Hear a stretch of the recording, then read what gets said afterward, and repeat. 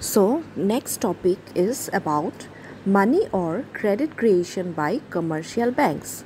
So far we have studied the two components of money supply are the demand deposits and currencies. So, demand deposits are the money which are there in the bank. So, the commercial bank has a power to create money, and this creation power is known as the credit creation power or money creation power. So, demand deposits with banks are regarded as money as they act as a medium of exchange, and they form a significant part of the total money supply in a modern economy.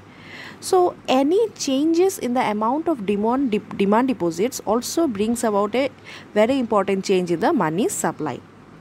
So, let us understand now what is credit creation. A bank can lend multiple times of cash reserves that it has with it. Okay, just in simple explanation we can say that suppose there is a bank and the bank has rupees 1000 as its total reserves or total deposits at the time. Now the bank has a capacity to lend more than 1000 rupees. How? Let us see this. This is possible because deposits are not generally withdrawn in cash, they are only settled through debit and credit entry in the individual accounts. So, the power of a commercial bank which enables them to expand their deposits through loans and investments is called credit creation. Now, let us take an example. Suppose there is an individual A who keeps his money in bank. Suppose he keeps rupees 500 rupees in the bank. Again there is another individual B, and he also keeps money rupees 500 in the bank. So the total reserves of the bank now becomes the A plus B, that is 500 plus 500 equals to 1000.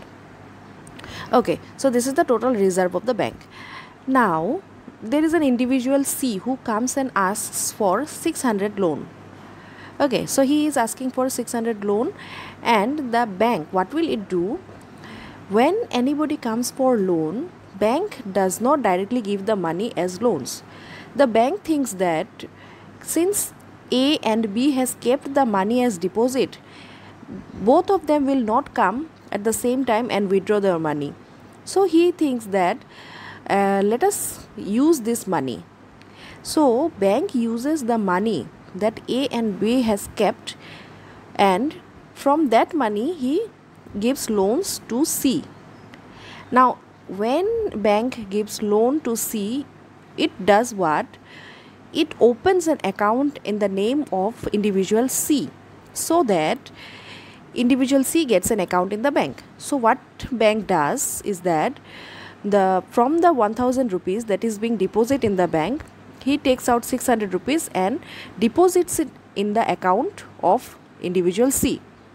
Now, as soon as the amount is deposited in the name of C, it becomes also reserves of the bank.